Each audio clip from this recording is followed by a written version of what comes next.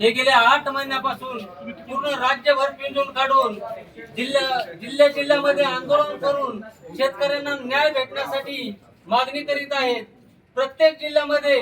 आणि आज गेले 3 दिवसापासून नागपूर इथे चक्काजाम आंदोलन माननीय बच्चू बुवा करत आहेत आणि त्यांनी पूर्ण राज्याचं पूर्ण जेवढे राज्य आहेत तेवढ्याचं एक हे बंद केलेलं आहे। कुठंही कोणतं वाहन जात नाही।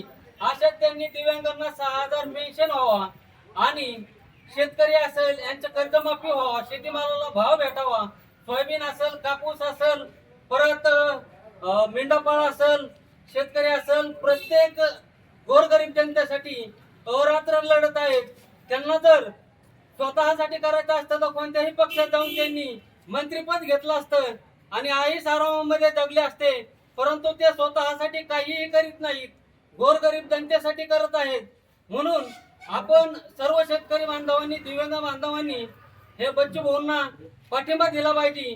ज्यांना नागपूरला जाणं नाही झालं त्यांनी कमीत कमी तालुका स्तरावर तरी बच्चू भाऊंना पाठिंबा दिला पाहिजे, एवढं मला बोलायचं या निमित्ताने।